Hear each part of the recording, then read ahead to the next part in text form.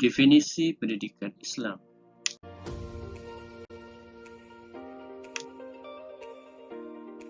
Definisi pendidikan ialah sebagai usaha menyerap ilmu pengetahuan sama ada secara teori atau praktikal bagi membentuk pribadi dan watak seseorang individu dalam menempuh kehidupan yang semakin kompleks.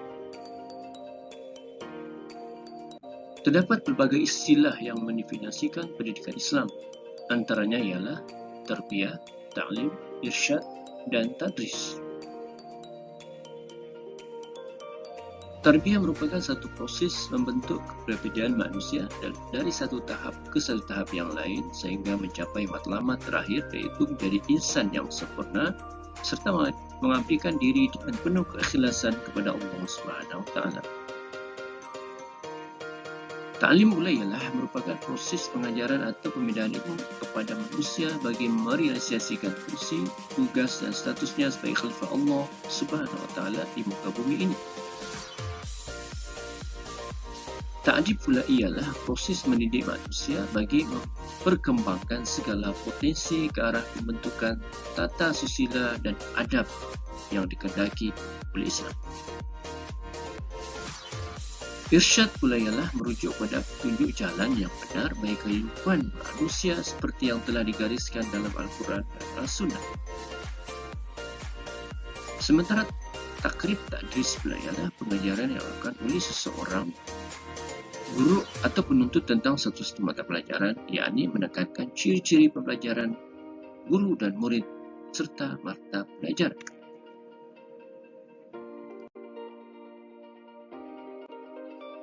Falsafah pendidikan Islam.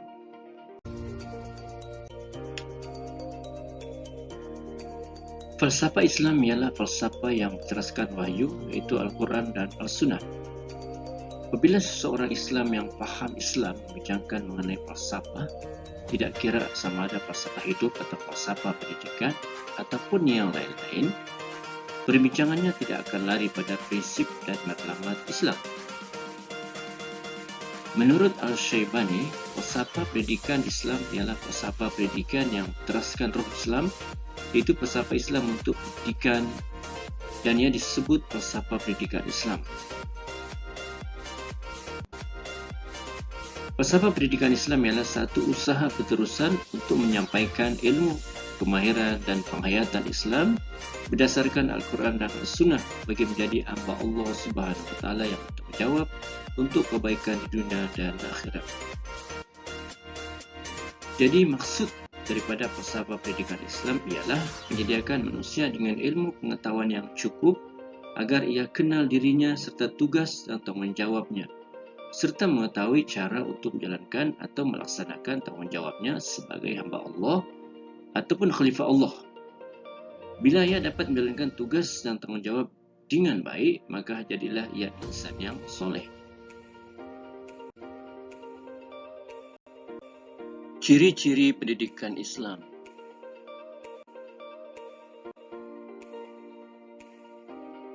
Dari sudut pandangan Islam, mencari ilmu dan mengajarkannya adalah satu kewajiban yang sangat mulia. Maka oleh yang demikian, mencari ilmu adalah satu kewajiban bagi setiap Muslim. Lebih tegas lagi, Islam mewajibkan bagi setiap umat Islam untuk menuntut ilmu sebagaimana sabda Rasulullah SAW yang bermaksud, menuntut ilmu itu adalah kewajiban ke atas setiap orang Islam. Hadis riwayat Ibnu Majah. Pendidikan Islam bermatlamat mewujudkan pembangunan yang seimbang antara aspek nakliyah dan akliyah bagi membolehkan manusia mengenali penciptanya dan mentaati segala perintah dan suruhannya.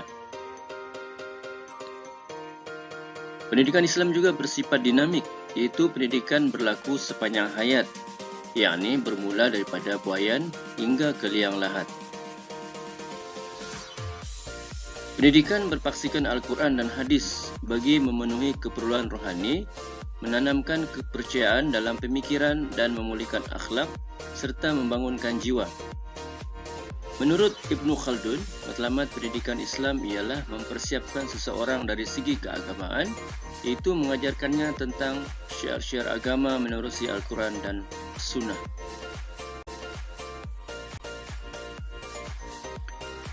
Pendidikan Islam juga bertujuan mempertingkatkan daya pemikiran seseorang kerana tahap pemikiran yang tinggi membolehkan seseorang itu dapat melaksanakan pelbagai pekerjaan dan menambahkan daya kreativitinya.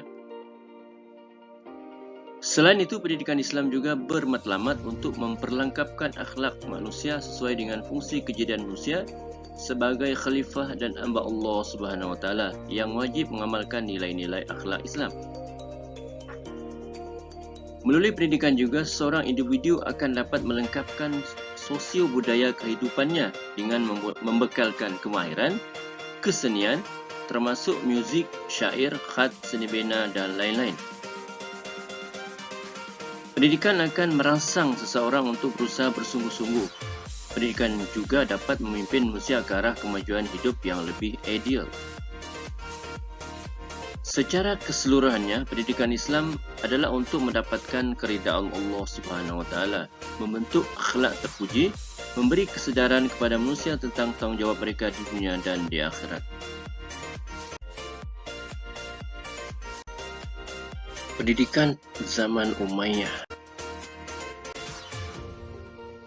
Perkembangan pendidikan pada zaman Umayyah adalah didorong oleh peranan pemerintah yang menggalakkan perkembangan ilmu pengetahuan dan juga kesedaran umat Islam pada masa itu tentang pentingnya menuntut ilmu pengetahuan. Seperti yang dikatakan oleh Al-Mas'udi, bahawa Khalifah Muawiyah bin Abu Sufyan membaca sampai sepertiga malam untuk mempelajari cerita-cerita bangsa Arab dan peperangan serta cerita-cerita bangsa asing. Begitu juga pada zaman Khalifah Umar bin Abdul Aziz, menjadikan kota Kufah, Damsyik dan Basra sebagai pusat perkembangan ilmu pengetahuan.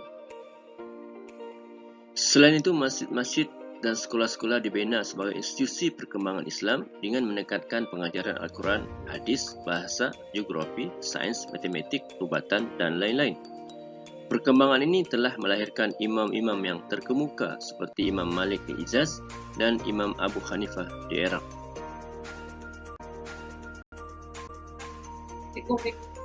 Pada zaman Umayyah, pembelajaran di masjid adalah terbuka dan diadakan secara khalaqah. Ia dikendalikan oleh tenaga pengajar yang berkelibar, yang bertaraf ulama yang mengajar secara sukarela. Selain itu, istana juga menjadi pusat perkembangan ilmu pada zaman Umayyah, khususnya untuk pendidikan kepada putra-putra khalifah dan pembesar. Subjek yang diajar adalah seperti sejarah, sastra, ilmu pidato, tata susila dan moral serta adab bergaul dengan rakyat jelata. Ia bertujuan untuk persediaan sebelum menjadi pemimpin suatu hari nanti. Institusi kutab juga telah muncul pada zaman pemerintahan kerajaan Umayyah, iaitu kutab awam bagi pendidikan untuk orang awam dan kutab al-sabil yang dikhaskan untuk kanak-kanak miskin. Institusi ini memberi pendidikan secara percuma. Kurikulum pendidikan pada zaman ini telah mengalami perubahan apabila berlaku perkembangan ilmu selain ilmu agama seperti matematik, sejarah, geografi, falsafah dan lain-lain. Apabila berlaku penerimaan aliran pemikiran baru, khususnya pemikiran falsafah Yunani. Pendidikan zaman Bani Abbasiyah. Perkembangan pendidikan pada zaman Bani Abbasiyah bolehlah dibahagikan kepada beberapa kategori seperti dasar pendidikan, institusi pendidikan, ciri-ciri asas pendidikan, sistem pembelajaran, tenaga pengajar, bidang pengajian dan pusat perkembangan pendidikan. Dasar pendidikan. Pendidikan berteraskan Al-Quran dan Hadis, iaitu sumber internal daripada Al-Quran dan Hadis. Manakala sumber eksternal pula ialah ilmu-ilmu dari luar seperti India, Greek dan Parsi. Tiada kurikulum khas yang ditetapkan, tetapi pembelajaran adalah berkaitan dengan ilmu fardu ain dan fardu kifayah di samping ilmu-ilmu naqli. Pendidikan secara formal pula dilaksanakan di sekolah, perpustakaan, istana dan kutab. Sementara pendidikan tidak formal dilaksanakan di masjid-masjid. Pada zaman ini, umat Islam amat gairah untuk menuntut ilmu pengetahuan kerana galakan daripada pemerintah, walaupun pendidikan tidak diwajibkan untuk belajar kepada orang awam. Institusi pendidikan. Terdapat beberapa institusi pendidikan pada zaman pemerintahan kerajaan Bani Abbasiyah, seperti kutab, masjid, sekolah, istana, dan perpustakaan. Kutab merupakan institusi asas bagi pendidikan kanak-kanak yang menekankan pengajian Al-Quran dan asas ilmu agama sebagai persediaan untuk pendidikan yang lebih tinggi lagi. Masjid merupakan pusat pengajian utama bagi pendidikan rendah, menengah dan tinggi pada zaman itu. Pengajian di masjid mengutamakan pengajian Al-Quran, hadis, ilmu fiqh dan lain-lain. Pengajian di masjid adalah berbentuk khalaqah, iaitu pengajian secara berkelompok. Selain itu, sekolah tinggi atau madrasah juga terdapat pada zaman Abbasiyah, khususnya pada zaman pemerintahan Wazir Nizam Al-Muluk, seperti Institut Al-Nizamiyah di Baghdad dan Basrah. Tenaga pengajar. Tenaga pengajar dilantik oleh pemerintah Abbasiyah, iaitu dari kalangan cerdik pandai dan ilmuwan yang punya latar belakang keilmuan yang berbeza. Namun terdapat juga guru yang mengajar secara sukarela. Tenaga pengajar mempunyai pelbagai disiplin ilmu dan mazhab yang berbeza. Minat pelajar pula bergantung kepada kewibawaan guru. Biasanya kalangan ulama terkenal kerana ketinggian ilmunya dan mendapat perhatian para pelajar untuk berguru. Guru-guru yang menyampaikan ilmu di masjid-masjid terdiri pada kalangan ulama akan mengajar secara sukarela. Antara tokoh ulama yang terkenal dalam bidang hadis adalah seperti Al-Kindi, Al-Farabi, Imam Al-Bukhari, Imam Muslim dan lain-lain lagi. Pendidikan Islam di Mesir.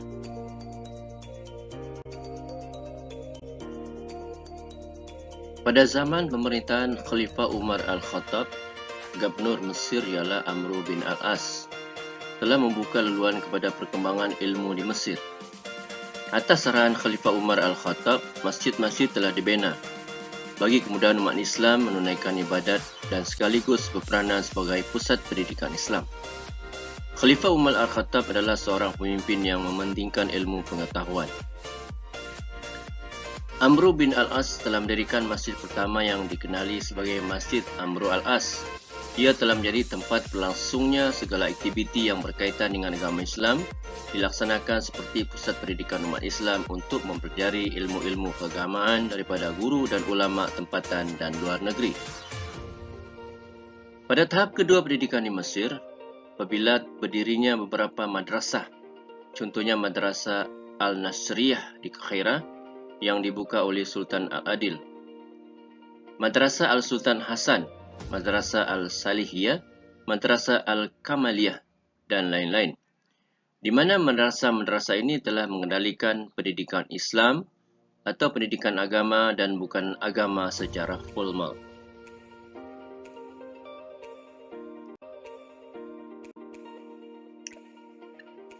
Terdapat beberapa institusi pendidikan di Mesir, antaranya ialah masjid, kutab, khalaqah, madrasah atau sekolah, istana dan rumah ulama dan pembesar.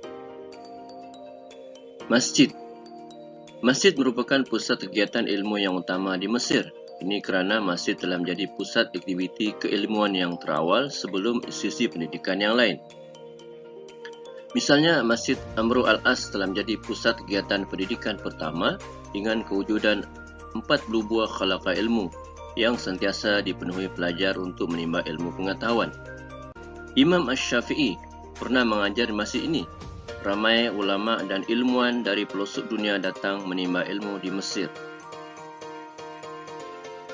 Pengajaran dan pembelajaran di masjid disampaikan dalam bentuk khalaqah dan kuliah, iaitu para guru membaca, menghurai dan menjelaskan isi kandungan suatu kitab. Sebarang persoalan yang timbul akan diajukan kepada guru untuk dijawab. Kutab. Kutab pula merupakan tempat pembelajaran kanak-kanak di peringkat awal, iaitu bangunan yang berasingan dari bangunan masjid. Pendidikan yang diajarkan adalah berkaitan fardu ain dan fardu kifayah. Kurikulum di kitab ini adalah berteraskan Al-Quran serta buku teks yang merangkumi pengajaran Al-Quran, hadis, dan menulis ayat-ayat yang hendak dibaca serta dihafal di atas papan batu. Selain itu, tata bahasa Arab, sastra dan sirah Nabi Muhammad SAW juga diajarkan. Khalaqah.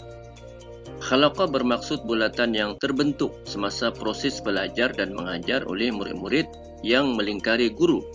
Itu berlangsung dalam masjid atau rumah guru.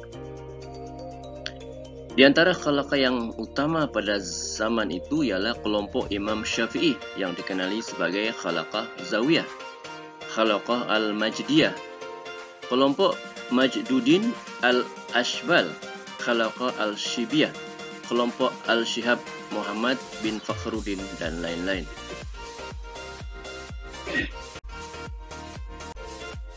Madrasah. Madrasah merupakan institusi pendidikan agama dan bukan agama formal. Tenaga pengajarnya dibayar gaji oleh pihak kerajaan.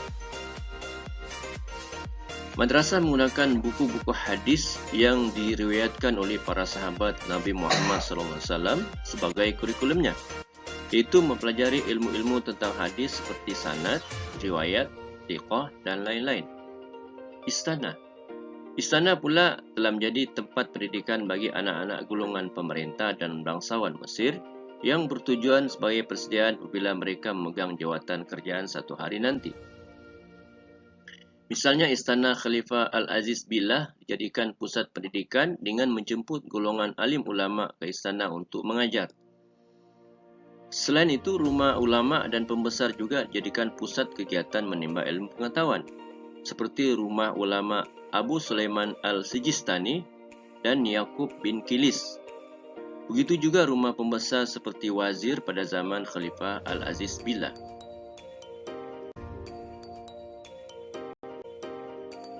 Pendidikan Islam di Aceh. Selepas kejatuhan Melaka di tangan Portugis pada tahun 1511, Aceh mengambil alih peranan Melaka sebagai pusat perdagangan di alam Melayu. Aceh turut memainkan peranan sebagai pusat pengajian agama Islam yang utama di Nusantara. Institusi pendidikan Islam di Aceh merupakan institusi yang tersusun dan terancang. Semasa pemerintahan Sultan Iskandar Muda Mahkota Alam dan Sultan Iskandar Sani, merupakan kemuncak zaman Aceh menjadi pusat pendidikan dan keilmuan kepada umat Islam, sehingga Aceh digelar sebagai Serambi Mekah. Pendidikan asas bermula di madrasah atau mu'anasah, diikuti dengan pendidikan menengah di Rangkang, dan seterusnya pendidikan tinggi dijalankan di Balek. Pengajian Islam berkembang dengan pesat merangkumi fiqh, usuluddin, dan tasawuf. Pendidikan di Aceh terbagi kepada 5 peringkat, iaitu madrasah atau mu'anasah, Rangkang, Daya, dan masjid serta universiti ataupun jamiah. Yang pertama, madrasah atau miunasah merupakan institusi pendidikan awal yang biasanya didirikan di setiap kampung. Para pelajar diajar membaca Al-Quran, membaca dan menulis huruf Arab, dan belajar perkara asas dalam Islam. Selain itu, pelajar juga turut mempelajari ilmu fardu ain seperti rukun iman, rukun Islam, fiqh, ibadat, dan akhlak. Para pelajar dilatih bernasyid yang punya hubung kait dengan agama, iaitu zikir atau zikir, siulawiyut atau selawat yang diadakan pada malam Jumaat. Kanak-kanak yang khatam Al-Quran juga diajar beberapa kitab agama yang ditulis dalam bahasa Jawa dan Aceh, seperti kitab Rukunan dan Risalah Masail Al-Muhtadin. Manakala sejarah Islam pula diajar dengan cara bercerita. Yang kedua, masjid. Selain sebagai pusat kegiatan kemasyarakatan, masjid juga berfungsi sebagai pusat pendidikan pada tahap menengah pertama di Aceh. Antara masjid yang menjadi tumpuan ialah Masjid Baitur Rahman, Masjid Baitur Rahim, dan Masjid Bait Musyadah.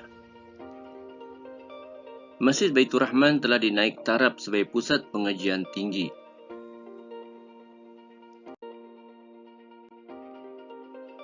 Yang ketiga, rangkang. Rangkang merupakan pusat pendidikan menengah rendah atau sanawiyah. Tarafnya lebih kurang sama seperti pondok, pesantren atau madrasah. Rangkang yang terkenal ialah terletak di Bandar Aceh. Biasanya para pelajar akan berikan pondok-pondok kecil di sekeliling masjid untuk dijadikan asrama tempat tinggal. Para pelajar akan berpindah dari satu rangkang ke satu rangkang yang lain mengikut guru mereka berdasarkan kemahiran guru berkenaan. Terdapat ulama-ulama luar negara yang mengajar di situ dan para pelajar yang datang dari kawasan Nusantara. Antara subjek yang diajar ialah fiqh, tauhid, tasawuf, bahasa Arab dan lain-lain. Yang keempat, dayah.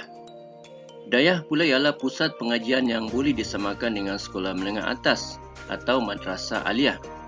Dan hampir semua daerah di Aceh mempunyai institusi dayah ini. Pusat Pengajian Tinggi Dayah Kot Kala merupakan pusat pendidikan tinggi pertama di Aceh yang telah ramai melahirkan ulama dan pendakwah di Nusantara.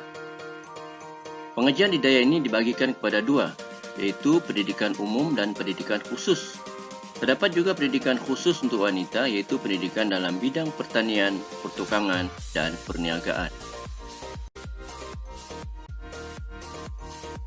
Yang kelima, Balai Setia Hukama dan Balai Setia Ulama. Semasa pemerintahan Sultan Iskandar Muda Mahkota Alam, Baginda telah menubuhkan Lembaga Pelaksana Pendidikan atau Lembaga Ilmu Pengetahuan yang terdiri daripada Balai Setia Hukama dan Balai Jemaah Himpunan Ulama. Balai Setia Hukama ini berfungsi sebagai tempat para ulama dan sarjana membahas isu-isu pendidikan, manakala Balai Setia Ulama berfungsi sebagai tempat mengurus masalah-masalah pendidikan. Yang keenam, Jamiah atau Universiti Baitur Rahman. Masjid Baitur Rahman telah dinaik taraf sebagai Universiti Baitur Rahman. Terdapat 17 fakulti atau dar dalam universiti ini. Antaranya ialah Fakulti Ilmu Tafsir dan Hadis, Fakulti Kedoktoran, Fakulti Ilmu Kimia, Fakulti Pertanian dan lain-lain. Sementara tenaga pengajar adalah terdiri daripada para sarjana dan ulama Aceh dan negara-negara Islam yang lain seperti dari negara Arab, Turki, Parsi dan India.